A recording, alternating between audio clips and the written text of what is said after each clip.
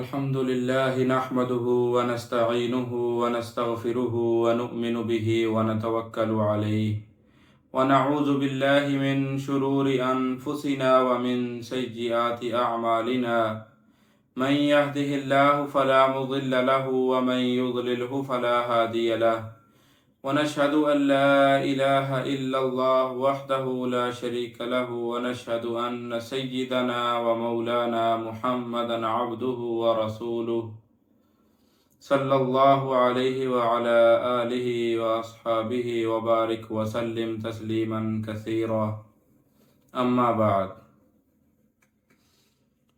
تو جیسا کہ آپ حضرات کو معلوم ہے کہ رمضان المبارک کا دوسرا عشرہ شروع ہے، جو مغفرت کا عشرہ ہے، اور اس کی دعا ہے استغفر اللہ ربی من کل ذنب واتوب الیہ، اور اس کو کثرت سے پڑھنا چاہیے۔ تو آج ہم بات کریں گے کہ کن چیزوں سے روزہ ٹوٹ جاتا ہے، یا وہ کون سی چیزیں ہیں جن سے روزہ مکروہ ہو جاتا ہے۔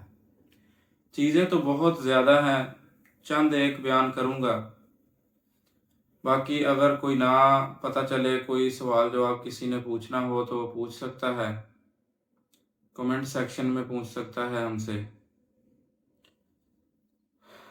تو بھول کر کھانے والا اور قے کرنے والا اگر قصدن کھا پی لے تو صرف قضا ہوگی۔ اس کا معنی کیا ہے؟ یہ کسی نے بھولے سے کچھ کھا پی لیا، اس کو یاد نہیں کہ اس کا روزہ ہے، اس نے کچھ کھا لیا، پھر اسے یہ محسوس ہوا کہ اس کا روزہ ٹوٹ گیا ہے، یا اس نے یہ سمجھ لیا کہ میں نے یہ بھولے سے جو کچھ کھایا ہے اس سے میرا روزہ ٹوٹ گیا، پھر اس نے اپنے ارادے سے کچھ اور کھا لیا، اس سے صرف قضا آئے گی، اس پر کفارہ نہیں ہوگا۔ وہ روزہ یعنی اس کا پھر ٹوٹ جائے گا، بعد میں اس کی قضا دے گا، یعنی اس کے بدلے ایک روزہ رکھ لے گا۔ اور اگر کسی نے ایسے ہی قے کر لی اور یہ سمجھ لیا کہ اس کا روزہ ٹوٹ گیا، پھر کچھ کھا پی لیا، تو وہ بھی پھر روزہ تو اس کا کھانے پینے سے بعد میں ٹوٹ ہی جائے گا، لیکن صرف وہ قضا دے گا، کفارہ اس پر نہیں آئے گا۔ اسی طرح اگر کسی نے غلطی سے افطار کر لیا تو صرف قضا واجب ہے، کفارہ نہیں ہے۔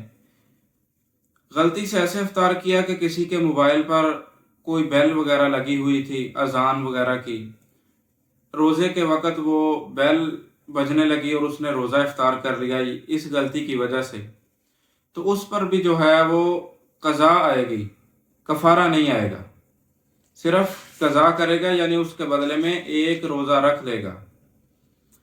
پھر اگر خون حلق میں چلا گیا تو اس سے روزہ ٹوٹ جاتا ہے۔ اگر یقین ہو کہ خون حلق میں چلا گیا ہے تو روزہ فاسد ہو جائے گا، دوبارہ رکھنا ضروری ہوگا۔ اچھا جی، روزے میں مخصوص جگہ پر دعا رکھنے سے روزہ ٹوٹ جاتا ہے۔ روزے کی حالت میں مخصوص جگہ پر دعا رکھنا یہ عمل درست بھی نہیں ہے، یہی وجہ ہے کہ اس سے روزہ ٹوٹ جاتا ہے۔ نہاتے وقت منہ میں پانی چلا جائے، اس سے بھی روزہ ٹوٹ جاتا ہے۔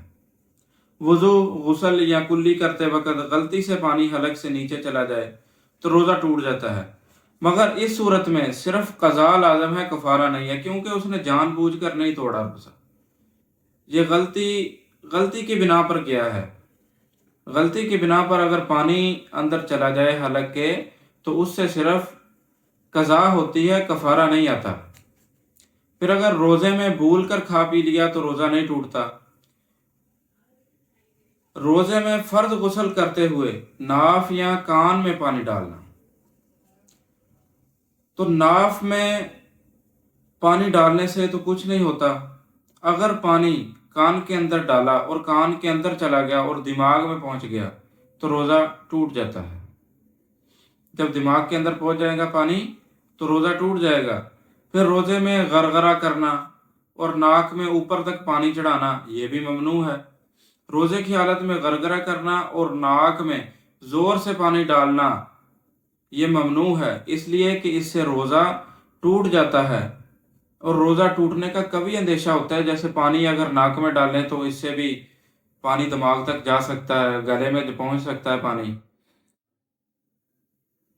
اس لیے روزے میں غرغرہ بھی نہیں کرنا چاہیے اور ناک میں پانی اوپر تک نہیں چڑھانا چاہیے، صرف سادہ سا پانی لیں، ہلکا سا ایسے ایسے ناک کو لگا لیں، تھوڑا سا بس یہاں تک جائے، تو اس سے روزہ نہیں ٹوٹے گا۔ اگر زیادہ اوپر تک چلا گیا، گلے میں پانی پہنچ سکتا ہے، پھر روزہ ٹوٹ جائے گا۔ اور غرغرے میں بھی ایسے ہی ہے، حلق سے پانی نیچے اتر سکتا ہے، تو روزے کی حالت میں غرغرہ نہیں کرنا چاہیے، صرف کرلی کر لے سادہ۔ اچھا جی، آج کل سگریٹ اور حقہ ہمارے معاشرے میں عام ہے، لوگوں کو مسئلہ پتہ بھی نہیں ہوتا، وہ روزے کی حالت میں سگریٹ بھی پیتے ہیں اور حقہ بھی پیتے ہیں۔ تو یہ بہت اہم مسئلہ ہے کہ روزے کی حالت میں حقہ پینے یا سگریٹ پینے سے روزہ ٹوٹ جاتا ہے۔ اگر یہ عمل جان بوجھ کر کیا ہے تو قضا اور کفارہ دونوں لازم ہوگی۔ اگر کسی نے جان بوجھ کر حقہ یا سگریٹ پی لی ہے، اس کو پتہ بھی ہے کہ روزہ اس سے ٹوٹ جاتا ہے، تو پھر اس پر کفارہ بھی ہوگا اور قضا بھی ہوگی۔ یہ روزہ بھی دوبارہ رکھے گا، اور جو روزے کا کفارہ ہوتا ہے 60 مسکینوں کو کھانا کھلانا، وہ بھی رکھے گا، یا 60 مسکینوں کے گھر راشن پہنچائے گا 2 وقت کی روٹی کا۔ اچھا جی، اگر ایسی چیز نگل لی جائے جو غذا یا دوا نہ ہو تو اس پر صرف قضا واجب ہوگی، یعنی جو غذا کے طور پر استعمال نہ ہوتی ہو اور دوا کے طور پر استعمال نہ ہوتی ہو، وہ کوئی ایسی چیز اگر نگل لی، موتی وغیرہ ایسے کوئی، تو پھر اس سے جو ہے صرف قضا واجب ہوگی، کفارہ نہیں ہوگا۔